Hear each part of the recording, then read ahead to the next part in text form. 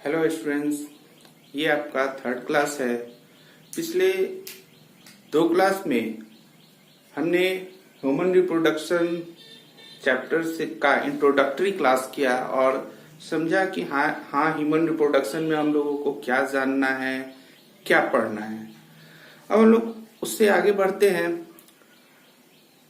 अब आपके सामने जो टॉपिक है वो स्टेजेस ऑफ एम्ब्रियोनिक डेवलपमेंट है, यानी जो एम्ब्रायो डेवलप करता है ये या जो नया शिशु बन रहा है उनके बनने के दौरान कौन कौन से स्टेजेस आते हैं, कौन कौन से मेन स्टेजेस आते हैं जो या कहिए कि जिसके फलस्वरूप नए जीव का निर्माण होता है, नए इंडिविजुअल का निर्माण होता है। कुछ स्टेजेस है जिसको मैंने पहले ही आप लोगों के सामने लिख कर रखा है। पहला जो स्टेज है वो है गैमेटोजेनेसिस, दूसरा फर्टिलाइजेशन, तीसरा क्लीवेज, चौथा इम्प्लांटेशन, पांचवा प्लासेंटेशन, छठा गैस्ट्रुलेशन है और सातवां पार्चुरेशन है। ठीक है, इन स्टेजेस को हम लोगों को विस्तार पूर्वक जानना है आज और समझना है। जो भी क्वेश्चन होगा आप बाद में हमसे पूछ सकते हैं अपने जो भी आपको आईडी दी गई है उसमें। सबसे पहले बात करते हैं गैमेटोजेनेसिस पर। जैसा कि आप लोग जान रहे हैं कि गैमेटोजेनेसिस यानी इसमें ये जो प्रोसेस है उसमें गैमीट्स का निर्माण होता है और गैमीट्स के बारे में हमने पिछले क्लास में पढ़ा। Gametes that means sperm and ovum. Gamete human reproduction के केस में अगर बात करें gamete that means sperms and ovum. ठीक है, यानी यहाँ जो आपका गैमेटोजेनेसिस है, गैमेटोजेनेसिस का जो शाब्दिक गैमेटोजेनेसिस का जो डेफिनेशन होता है उसमें हम लोग ये कह सकते हैं कि गैमेटोजेनेसिस एक ऐसा प्रोसेस है जिसमें गैमीट्स का निर्माण होता है।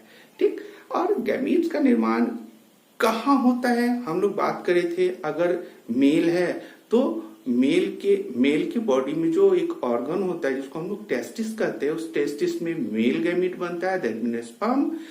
और जो फीमेल है, फीमेल के बॉडी में एक ऑर्गन होता है जिसको हम लोग ओवरी कहते हैं और ओवरी में बनता है ओवम। अब हम लोग इसके आगे बात करते हैं टेस्टिस या ओवरी दोनों।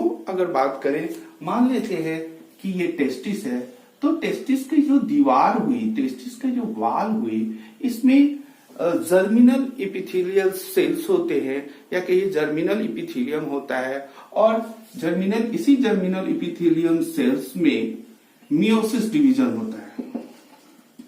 मियोसिस डिवीजन होता है और इस मियोसिस डिवीजन के फलस्वरूप बनते हैं गैमीट्स। अगर ये टेस्टिस है तो गैमीट्स जो बनेगा वो क्या कहलाएगा? स्पर्म। अगर ये ओवरी है तो वो कहलाएगा ओवा। यानी ओवरी हो या टेस्टिस हो, उसकी दीवार में जो जर्मिनल इपिथेलियल सेल्स पाया जाता है, उन जर्मिनल इपिथेलियल सेल्स में मियोसिस डिवीजन के फलस्वरूप गैमीट्स का निर्माण होता है। अब हम बात करते हैं, ठीक है, गैमीट्स है तो गैमीट तो दो तरह के हो गए। On the basis of gametes, gamete के आधार पर अगर बात करें तो गैमेटोजेनेसिस को दो भागों में डिवाइड किया गया है। अगर गैमीट्स के आधार पर बात करें तो हम लोग गैमेटोजेनेसिस पढ़ रहे हैं। गैमीट के आधार पर बात करें तो गैमीट्स दो तरह के होते हैं।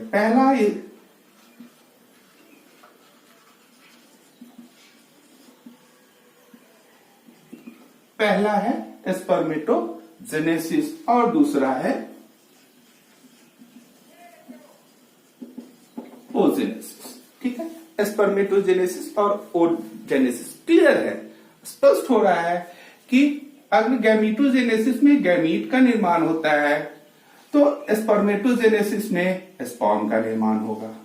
ठीक उसी तरह ओजेनेसिस में ओवम का निर्माण होगा। ठीक है, यानी हम लोग कह सकते हैं कि स्पर्मेटोजेनेसिस एक ऐसा प्रोसेस है जिसमें स्पर्म का निर्माण होता है और oogenesis एक ऐसा प्रोसेस है जिसमें ओवम का निर्माण होता है, और स्पर्मेटोजेनेसिस और ओजोनेसिस दोनों को ही एक साथ हम लोग गैमीटोजेनेसिस कह सकते हैं। ठीक है, हम लोग ने देखा कि चलो गैमीटोजेनेसिस हो गया, यानी मेरे पास क्या आ गए, स्पर्म्स,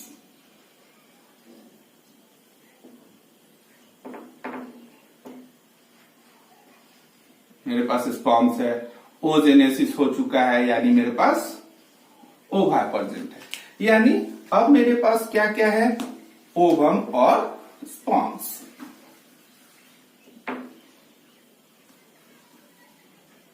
अब मेरे पास है ओवम और स्पर्म्स, और नेक्स्ट जो आपका हेडिंग है वो है फर्टिलाइजेशन। और फिर हम लोग जानते हैं कि ओवम और स्पर्म इन्हीं दोनों के मिलने के प्रोसेस को हम लोग कहते हैं फर्टिलाइजेशन।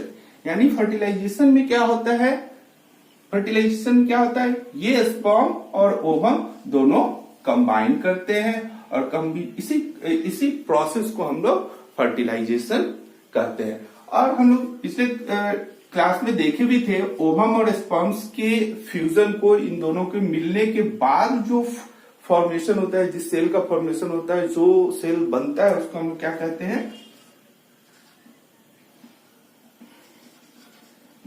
जाइगोट।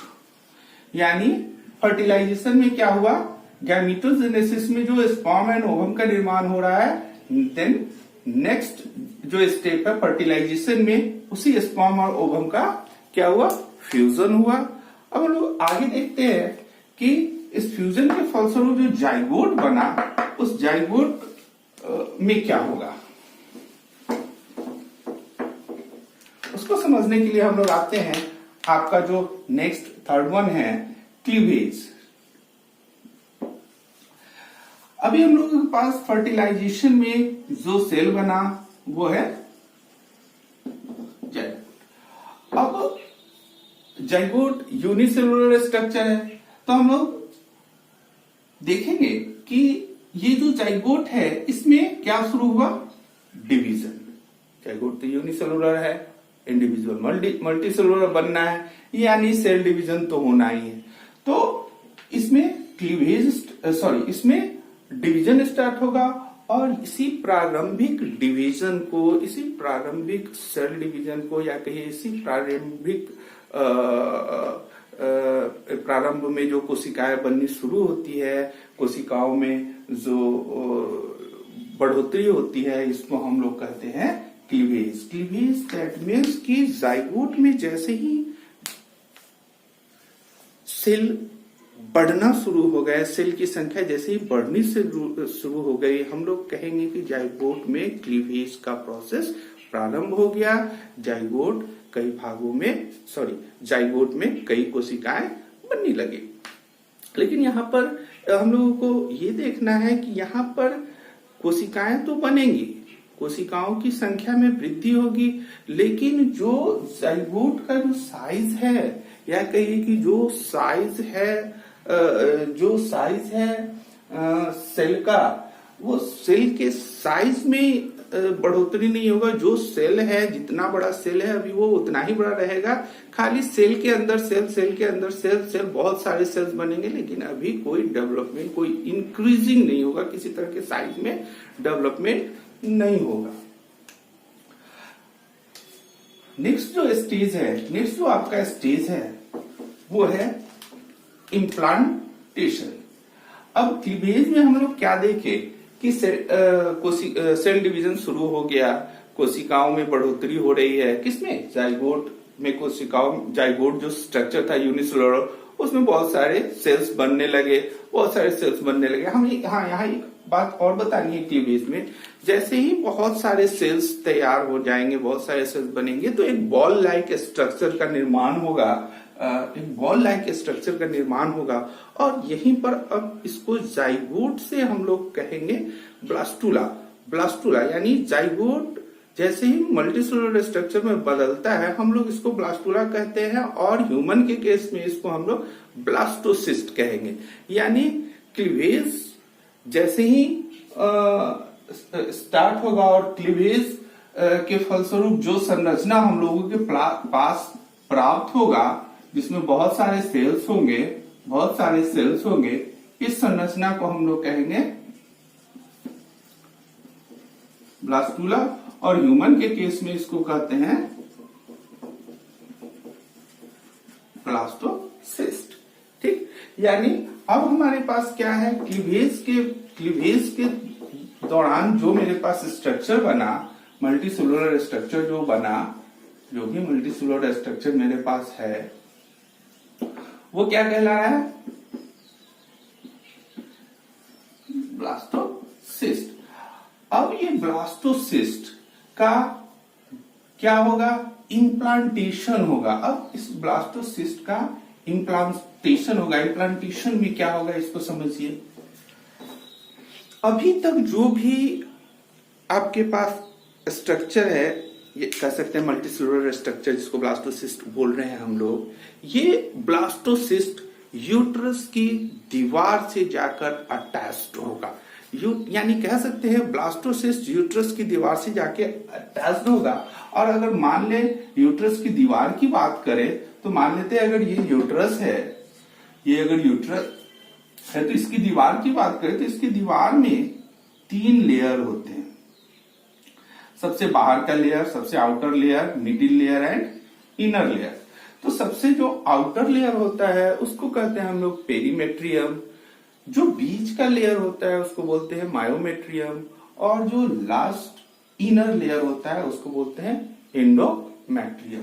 तो जो ब्लास्टोसिस्ट होता है वो जब यूट्रस में प्रवेश करेगा, तो सबसे पहले जैसे ही प्रवेश करेगा तो वो जिस लेयर से अटैच्ड होगा, जिस लेयर से जाके वो जुड़ेगा, हम कह रहे हैं कि 3 लेयर है, तो 3 लेयर में जिस लेयर से वो अटैच्ड होता है वो लेयर कहलाता है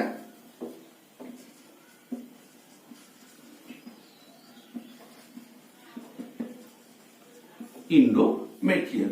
यानी इसका जो सबसे इनर लाइन होता है, सबसे जो इनर लेयर होता है, यूट्रस का जो सबसे इनर लेयर है जो कहला रहा है इंडोमेट्रियम, उसी इंडोमेट्रियम से कौन जाके अटैच्ड हुआ, ब्लास्टोसिस्ट। यानी ब्लास्टोसिस्ट का जो अटैचमेंट है वो सबसे पहले किसके साथ होता है, इंडोमेट्रियम से। अब है आपका पांचवा जो है वो है आपका प्लासेंटेशन। प्लासेंटेशन जो शब्द है वो आया है प्लासेंटा से।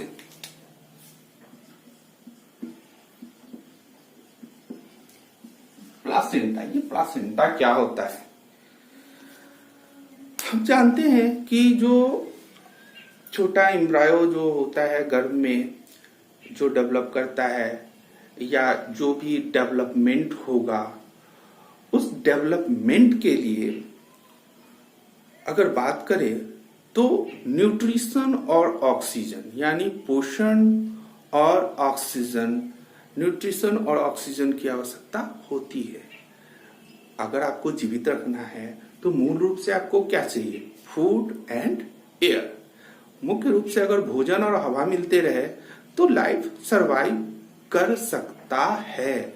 लेकिन ऐसे भी कह सकते हैं कि लाइफ के लिए, जीवन के लिए ये नेसेसरी कंपोनेंट है ऑक्सीजन और फूड।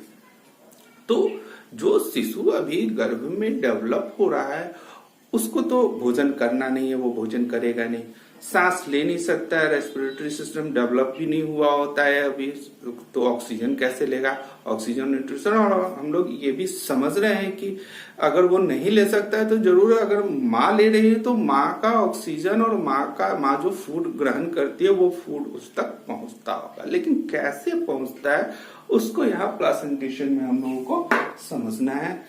हम जो भी फीमेल होती है जो ऑक्सीजन इनटेक करती है वो लंग्स से होता हुआ कहा जाता है उसके ब्लड में, ठीक है। और जो भी फूड भी इनटेक करती है वो भी उसका डाइजेशन के फलस्वरूप जो भी फूड कंपोनेंट होते हैं, कार्बोहाइड्रेट, प्रोटीन, जो भी फूड कंपोनेंट्स होते हैं वो जाके फिर ब्लड में मिक्सअप होते हैं और ब्लड से होते हुए बॉडी के सारे सेल्स में पहुंचते हैं।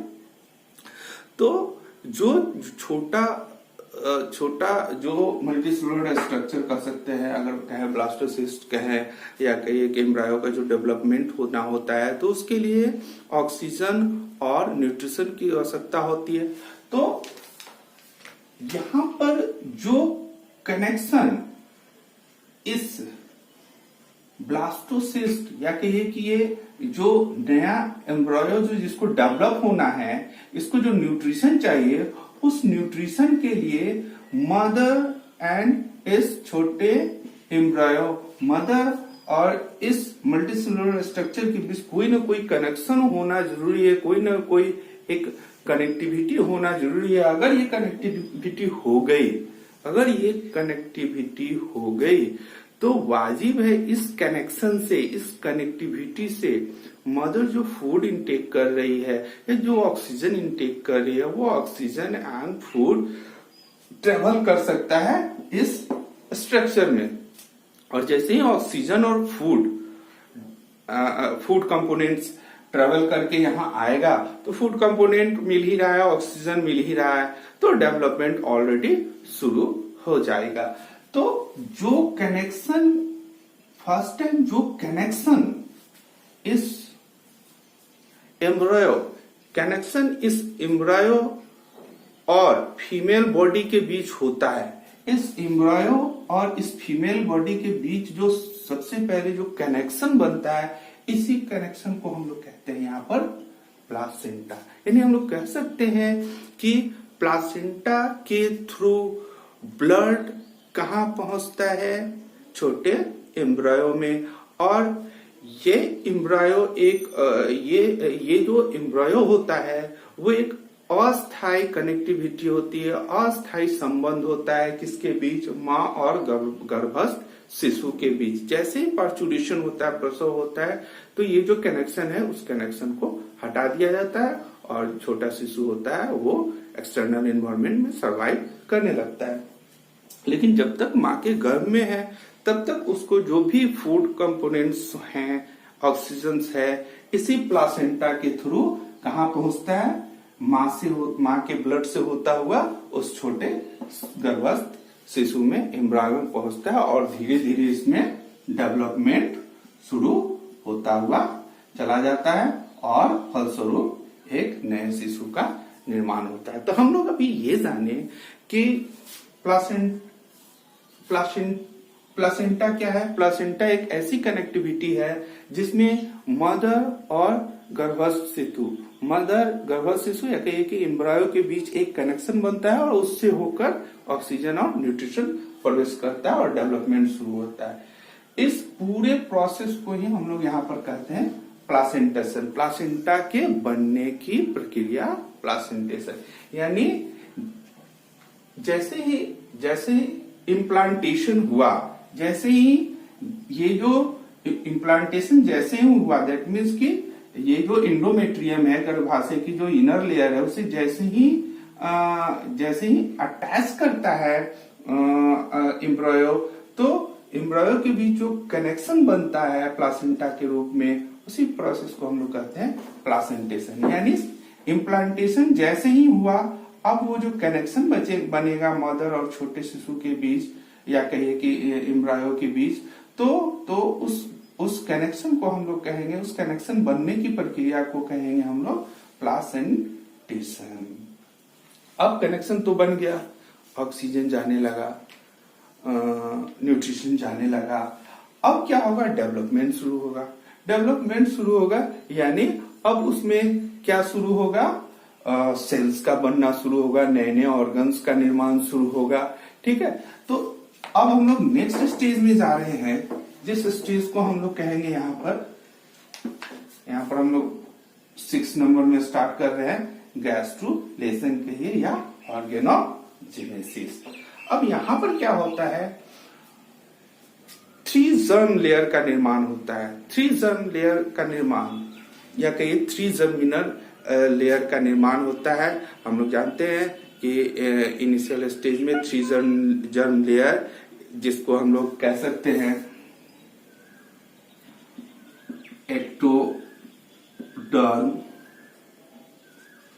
मेसोडर्म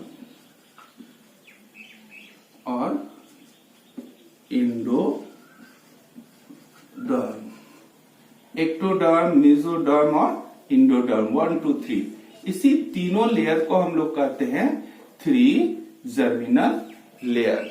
तो हम लोग जान रहे हैं प्लासेंटेशन के बाद जैसे ही डेवलपमेंट शुरू होगा तो ये 3 जर्म लेयर का निर्माण होगा और इसी तीनों जर्म लेयर एक्टोडर्म, मेसोडर्म और इंडोडर्म से नए जीव के जितने भी ऑर्गन का निर्माण होना है सभी ऑर्गन्स का निर्माण स्टार्ट होगा, सभी अंगों का निर्माण होना स्टार्ट हो जाएगा, यानी ऑर्गेनोजेनेसिस स्टार्ट हो जाएगा, ऑर्गन का बनना शुरू हो जाएगा।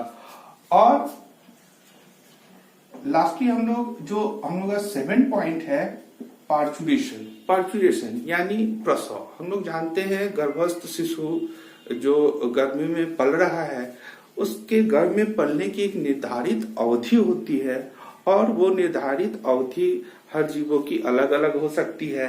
अगर बात करें मानव में तो मानव में 9 महीने लगते हैं गर्भस्थ शिशु को पूर्ण रूप से विकसित होने के लिए। तो 9 महीने गर्भ में रहने के पश्चात वो गर्भस्थ शिशु एक्सटर्नल एनवायरनमेंट में आता है, यानी गर्भ से बाहर आएगा, यानी वो जन्म लेगा, एक्सटर्नल एनवायरनमेंट में सरवाइव करने के अवल हो जाएगा। तो हम लोग ऐसे कह सकते हैं कि पार्चुरेशन दैट मीन्स कि यूट्रस में गर्भस्थ शिशु के पूर्ण विकसित हो जाने के बाद जन्म लेने की प्रक्रिया पार्चुरेशन कहलाती है। जैसे निर्धारित अवधि पूरी हो जाएगी, नया शिशु जन्म लेगा और इसी जन्म लेने की प्रक्रिया क्या कहलाएगी? पार्चुरेशन। ठीक है, ओके।